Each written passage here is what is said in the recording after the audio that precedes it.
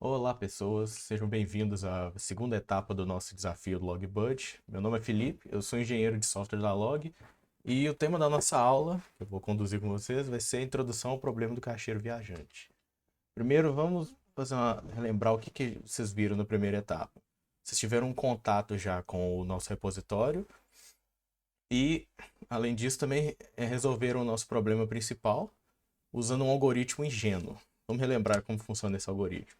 A ideia é o seguinte: a gente tem um conjunto de veículos disponíveis e um conjunto de pedidos que vem chegando em alguma ordem. O nosso algoritmo é bem simples: pega o primeiro que aparecer e joga no primeiro veículo, como eu estou mostrando aqui.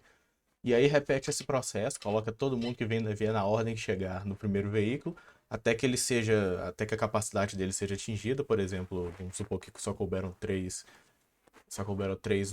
pedidos nesse primeiro veículo, a gente passa a colocar o restante no segundo e continua esse processo até que não para, até que terminem todos os pedidos e por aí vai. Vocês já devem estar provavelmente familiarizados com o quão ruim esse algoritmo é, por mais simples que seja. Mas um dos pontos fracos que eu queria focar nele é o seguinte: imagina que um dos veículos ficou responsável por essas 5 entregas aqui. Então ele tem que entregar entregar todos esses 5 pedidos. E imagina que isso aqui é um espaço euclidiano mesmo, para facilitar. Acho que vocês concordam que isso daqui seria uma rota boa. Seria uma sequência de entrega boa que daria uma.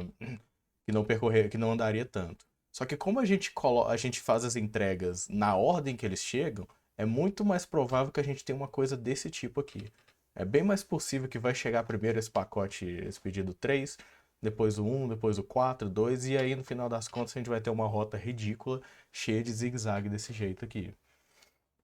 Então, claro, então, fora os problemas já intrínsecos dessa solução nossa de colocar, de nem organizar os pedidos nos veículos, a gente tem também esse problema.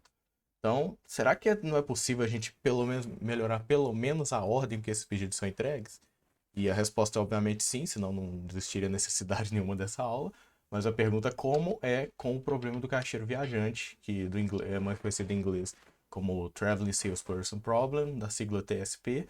E eu já peço perdão pelo meu sotaque, vou repetir isso muitas outras vezes nessas aulas, cada vez pior, então eu já peço perdão novamente. Mas já deve estar mais ou menos claro para vocês aqui que ele consiste, mas o enunciado básico dele é: dado um conjunto de cidades, localizações, endereços, ou mais geralmente nós, e a distância entre cada um deles, a gente precisa determinar qual que é a rota mais curta que vai visitar cada elemento exatamente uma vez e voltar à origem, que é o que a gente estava, que é basicamente o nosso problema que a gente estava resolvendo aqui. Ele é uma coisa que é muito estudada até hoje na literatura de computação, e então com certeza existem milhões de métodos já, coisas que não daria para a gente passar só numa aula, mas aqui, para simplificar um pouco a nossa vida, a gente vai analisar umas estratégias mais simples para poder resolver esse tipo de problema. Então, vamos lá para o nosso Colab. Então, estamos aqui no Colab, esse aqui é o notebook com a nossa aula, que vocês já têm acesso também.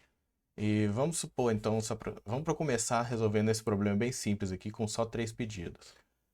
E isso daqui, então a gente tem o ponto zero, que é o nosso ponto de origem, e 1, 2 e 3 seriam nossas entregas. E em azul estão as distâncias de cada um para o outro. O que exatamente a gente espera que o nosso algoritmo faça? Vamos escrever aqui o que seria um exemplo de rota. A gente começaria, por exemplo, do ponto zero. Eu vou escrever uma lista aqui. Começaria do ponto zero, depois partiria para a primeira entrega, entrega um, depois, por exemplo, para 3, qualquer ordem que vai, depois para 2 e depois voltaria para o zero. Isso daqui é um exemplo de uma rota. Em que então ela consiste no seguinte: ela tem sempre o ponto de partida como o início e o final, e aqui no meio a gente tem uma permutação de todos esses outros nós de entrega. Então, como seria a distância dessa rota aqui, por exemplo? Nesse caso, a gente iria de 0 até 1, então andaria 7. 7 o quê? Por exemplo, quilômetros, no caso, meio que relevante para o caso.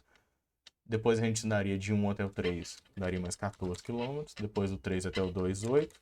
Depois do 2 voltaria para o 0, 20.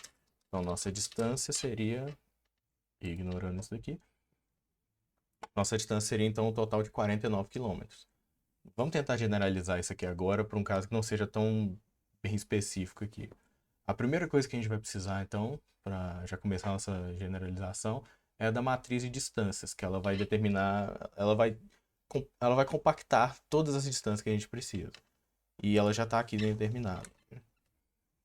Ela significa o seguinte: na primeira linha, a gente tem a distância do nó zero até todos os outros, incluindo ele mesmo. Então, a distância do nó zero até o próprio zero é zero, porque a gente não sai de lá. Depois do zero até o 7, desculpa, depois do zero até o nó 1, 7, como a gente viu. Depois do zero até o 2 é 20, como está aqui. E do zero até 3, 6. E a mesma coisa para as outras linhas.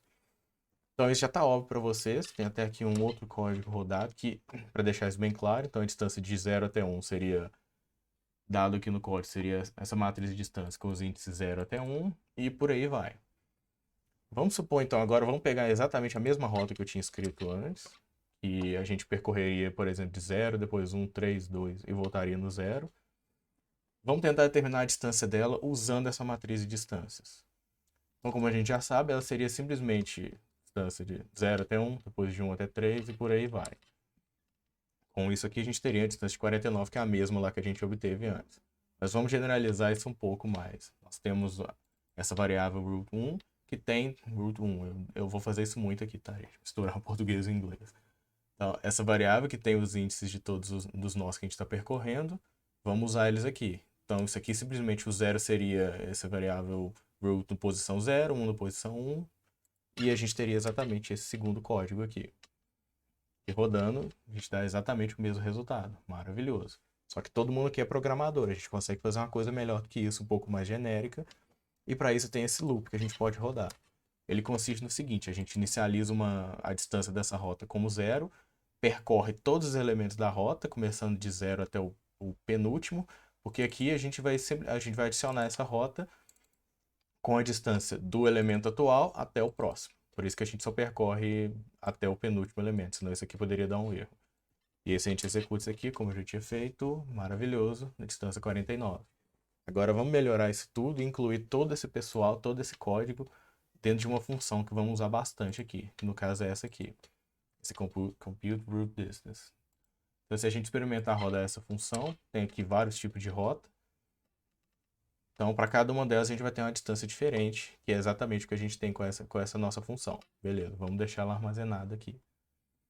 Com essa distância, com essa função distância, eu acredito que já está claro para todo mundo como que a gente poderia fazer um algoritmo para resolver o nosso TSP. Porque se a gente relembrar, o nosso objetivo é o seguinte: a gente tem um conjunto de rotas possíveis e o nosso objetivo é determinar aquela que tem a menor distância possível. Então, o algoritmo mais simples que a gente pode desenvolver é um que testaria absolutamente todas as rotas, calcula a distância de cada uma delas e retorna aquela que tivesse a menor distância. E é exatamente isso que a gente vai fazer. Por sinal, esse tipo de algoritmo, quando a gente testa todas as possibilidades, é conhecido como algoritmo de força bruta, que é exatamente o que a gente vai chamar aqui. Então, para fazer isso, a gente pode fazer uso de uma função que chama permutations, e novamente eu aqui com o meu inglês, peço perdão, do módulo itertools. E ele funciona assim: imagina que você tem. Eu vou pegar exatamente as entregas que a gente tem desse problema. Que se vocês forem lembrar, cada rota nossa é composta do ponto de início, uma permutação de todas as entregas e o nó de final. Então aqui está nossas entregas, são de 1, 2, 3. Se a gente rodar isso daqui, vamos ver como funciona esse código. Então beleza, a gente tem essa função permutation, ela recebe uma lista e ela retorna um gerador que a gente pode iterar nele. E em cada iteração a gente vai ter uma tupla com uma ordem, com uma possível ordem, com uma permutação dessa lista de entrada. Então se a gente lembrar, vamos tentar melhorar isso aqui. Se a gente lembrar que as nossas rotas são compostas de começar do ponto zero e finalizar no ponto zero. E no meio a gente teria aqui exatamente essa permutação. A gente pode converter isso aqui numa lista. E tá aqui a nossa rota. Pronto, então em vez de uma permutação, a gente tem aqui exatamente nossas rotas. Então, agora com essas rotas, a gente pode também usar aquela nossa função root distance. e calcular a distância em cada uma delas. Então vou colocar também a distância aqui para a gente ver. E eu esqueci de colocar a nossa matriz de distância. E pronto. Então, com esse problema pequeno, a gente já consegue ter noção do que aconteceria. A gente tem todas essas 6 possibilidades de rota. 2 delas têm a mesma distância, menor distância. Então, o nosso algoritmo tem que retornar alguma delas. E é isso que a gente espera que aconteça. Claro, a gente pode generalizar isso aqui ainda um pouquinho mais, porque aqui eu estou tratando só desse problema com entregas 1, 2, 3. Mas se vocês lembrarem, o nosso problema ele tem... A gente pode usar a nossa matriz, a gente pode usar a nossa matriz de distância. O tamanho dela, ela vai ser sempre o número total de nós do problema, que vai ser a origem mais o número de entregas. Então, se a gente pegar qualquer um desses elementos como o total de entregas, a gente deveria iterar, então, de 1 até esse total. Deixa eu transformar isso aqui numa lista. E pronto, para esse problema a gente teria exatamente isso. E isso valeria para qualquer problema agora. Então, a gente pode substituir todo esse carinha aqui dentro. E rodando, a gente tem exatamente o mesmo resultado. Então, beleza. Esse é basicamente, essa é a parte principal do nosso algoritmo. Então, se a gente descer um pouquinho mais, a gente vai precisar, então, fazer o seguinte. Deixa eu voltar, acho que aqui mesmo é mais fácil explicar. Aqui a gente já tem um algoritmo que testa todas as possibilidades e retorna todo mundo. Mas a gente não quer todo mundo, a gente quer só o melhor deles. Então, a gente pode começar, por exemplo, inicializar uma rota como nada, inicializar a nossa melhor distância como um número bem grande, como, por exemplo, infinito, que é grande o suficiente. Aqui dentro, então, a gente testa. Se essa distância atual for menor do que a nossa menor distância que a gente tem, nós trocamos. Então, a nossa melhor rota vai ser a rota atual e a melhor distância vai ser a distância que está vindo. E no final, a gente pode retornar só esses dois. E pronto, nosso algoritmo retornou, no caso, a primeira, que tem a menor distância. Então, agora pegando isso aqui e colocando dentro de uma função para ficar mais organizado, a gente teria exatamente todo esse código aqui. Vamos testar. Aqui não tem nada novo do que a gente já fez lá em cima. Vamos testar para a nossa matriz de distância. E pronto, exatamente o mesmo resultado.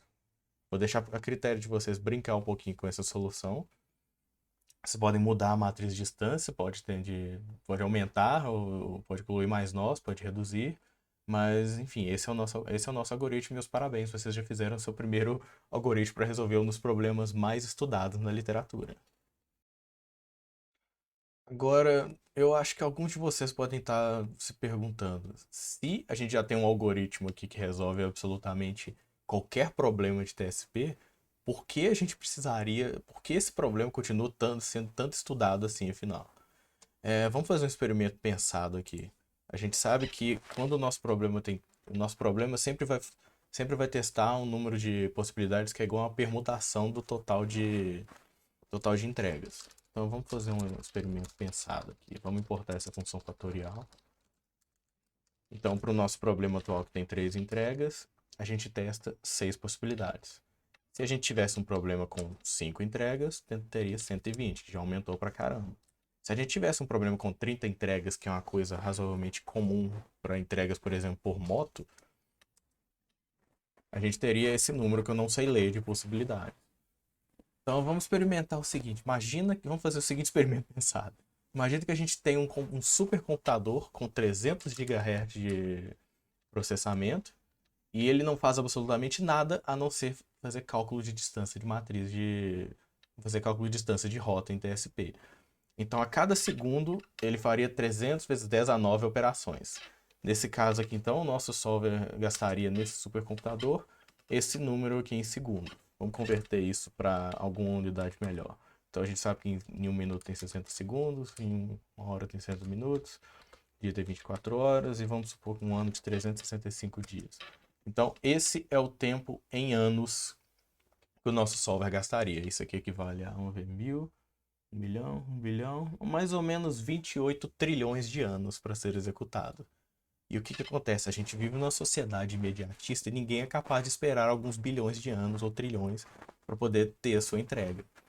Então, esse tipo de algoritmo não, por mais que ele resolva absolutamente qualquer coisa, ele não é aplicável para casos minimamente práticos, como esse aqui que a gente tem 30 entregas só. Então, por causa disso, a gente vai precisar fazer, a gente, em vez de tentar sempre procurar a melhor solução, a gente vai precisar fazer uso de heurísticas, que são métodos que, em vez de buscar a melhor solução, eles tentam achar uma boa o suficiente para o problema em um tempo razoável. Então, para facilitar a nossa vida, a gente vai usar um solver comercial aqui, chamado OrTools. Eu tenho aqui, tem esse link aqui, que já está lá na nossa aula. E aqui ele mostra como ele é usado. Eu recomendo fortemente que vocês vejam esse exemplo aqui todo. Mas aqui na aula a gente vai tratar, a gente vai mostrar como ele é usado. A ideia do OrTools é o seguinte: a primeira coisa que a gente precisa é, para usar essa biblioteca, a gente precisa instalá-la. Então tá aqui o nosso pip install de sempre. E eu observo que eu fixei a versão que a gente está usando aqui para caso alguém no futuro resolva rodar essa aula aqui também, não ter nenhum problema de compatibilidade.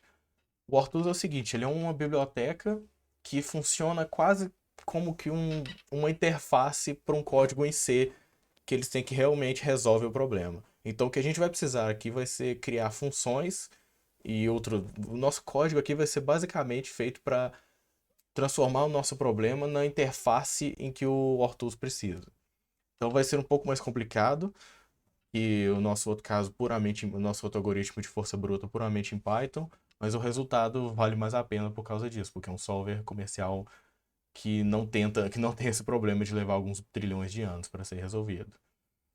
Então, vamos resolver o mesmo problema lá de cima. A primeira coisa que a gente precisa é a nossa matriz de distância, que já é a mesma que a outra.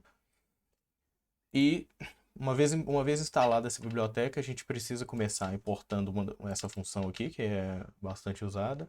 E a gente vai e beleza. Uma coisa importante, uma variável importante que a gente vai precisar nesse código é o OrTools tem um conjunto de índices internos dele que são diferentes do nosso. Por exemplo, a gente tem o nosso conjunto de nós, que são de 0, 1, 2 e 3, e o OrTools trabalha com um conjunto de índices diferentes dele. Então a gente vai precisar de um gerenciador de índice para poder fazer a tradução de um para o outro. Então a gente chama essa função aqui, esse Routing Index Manager, e vai passar as seguintes propriedades para ele. Primeiro, o tamanho do problema, no caso, quantidade de nós, que vai ser a nossa origem mais o número de entregas, que a gente já busca aqui com a nossa matriz de distâncias. Número de veículos, no caso, entenda como número de caixeiros viajantes, que a gente tem só um, mas nas próximas aulas a gente vai estender isso. E o nó de origem, no caso aqui é zero, como estou mostrando. Então, rodando, esse vai ser o nosso gerenciador de índices, que é uma variável formato interno lá deles. Se quiser, você pode brincar e tentar ver o que algumas propriedades disso aqui. Com esse gerenciador construído, a gente vai precisar de uma outra variável que tem um modelo de roteamento, que é aqui que basicamente a gente inclui tudo quanto as possíveis restrições e outras coisas do problema.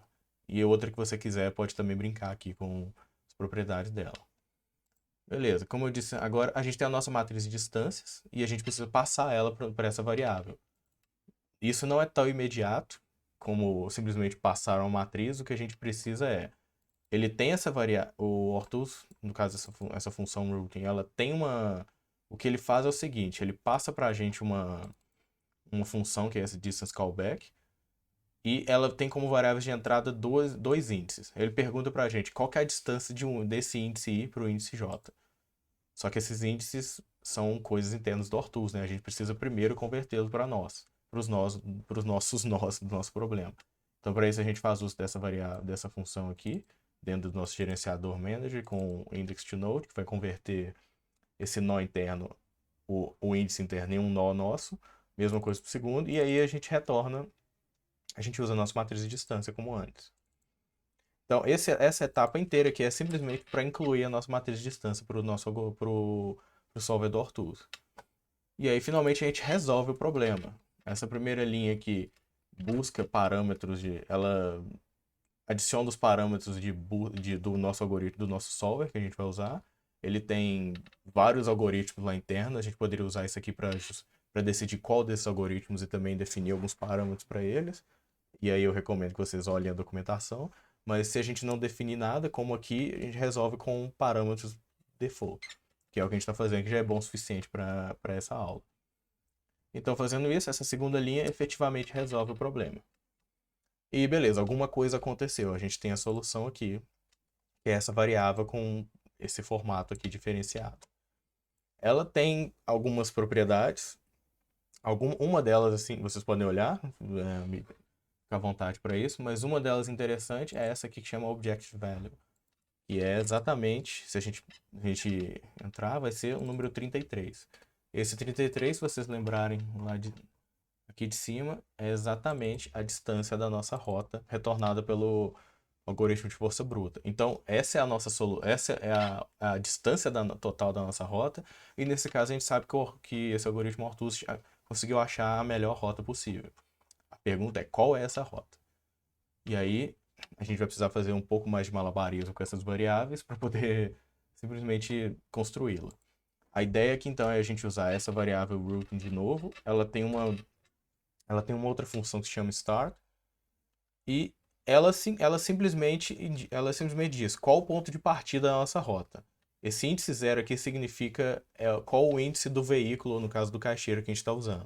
No nosso caso, a gente só tem um, então passa o número 0. Então, com esse start index aqui, a gente vai ter um índice que é interno do Orthuz, seja lá qual for, e a gente precisa convertê-lo, como antes, usando aquele gerenciador de índices, para o nosso nó. Então, se a gente fizer rodar isso daqui, a gente vai ter o resultado 0. E por curiosidade, vamos ver o que é esse start index aqui, que é interno do Orthuz. Tá, é o número 0 também. Não sei se dá para não ser o quão bom a gente pode confiar em um outro, mas é interessante a gente usar esse gerenciador para sempre converter esses índices dele para os nossos. Então, beleza, a gente tem o nosso primeiro índice, que é parte do ponto 0, que é óbvio, como antes. Depois a gente pode usar essa variável, essa outra função que chama value, passar para ela uma outra variável aqui, que é uma outra função que é esse nextVar. Esse nextVar passa qual o índice. Isso tudo aqui basicamente diz qual o próximo índice, partindo de 0. E aí, se a gente fizer isso, e claro, depois usar o nosso gerenciador para o nosso nó, a gente teria que o nosso próximo nó seria 3. Se a gente repetir esse processo aqui depois, trocando aqui por 3, por exemplo, a gente teria o nosso próximo índice e por aí vai. Então a gente pode repetir isso aqui usando esse código um pouquinho melhor, que é a gente define o nosso ponto de partida, como antes, e ele tem uma outra função aqui que chama isEnt, que significa que retorna true quando a gente estiver no índice final. Então aqui dentro a gente simplesmente a gente faz o mesmo código aqui de fora, e em cada iteração a gente adiciona esse novo nó. No final das contas a gente vai ter a nossa rota assim. Então nossa rota final vai ser 0, 3, 2, 1. E se vocês lembrarem aqui de cima do nosso solver exato, tá em algum lugar aqui. Aqui, quando a gente testa todas as possibilidades, essa é uma das outras possibilidades. Então o nosso solver exato achou a primeira e o Orthuz achou a segunda. Então, voltando onde eu estava aqui. Então essa é a nossa rota. Então, se a gente juntar tudo isso, a gente consegue criar o nosso solver nosso solver comercial baseado no Orthuz. Tá todo esse código aqui. Vocês podem olhar com calma depois, mas não tem nada diferente do que a gente não tenha visto antes. Se a gente executar isso aqui novamente para a nossa matriz de distância, pronto, a gente vai ter esse resultado aqui, com distância 33. Eu vou deixar como exercício para você experimentar, comparar um com o outro em outros casos, principalmente com números maiores com números de pedidos maiores, para vocês compararem e ver qual é a utilidade de um com o outro. Mas no fim das contas, esse é o fim da nossa aula, gente. Eu espero que vocês tenham gostado. O que a gente aprendeu aqui então foi: a gente resolveu o problema do caixeiro viajante com dois solvers. Um baseado em força bruta, que sempre acha a melhor solução, mas gasta alguns trilhões de anos à medida que o problema fica maior. E o outro algoritmo baseado no solver comercial, que tende a relaxar essa restrição de achar a melhor solução possível, mas retorna uma solução boa à medida que o problema aumenta. A gente vai usar muito isso daqui para expandir depois, para estender depois o nosso problema, esse TSP para o nosso problema oficial. Então, até a próxima aula, gente. Falou.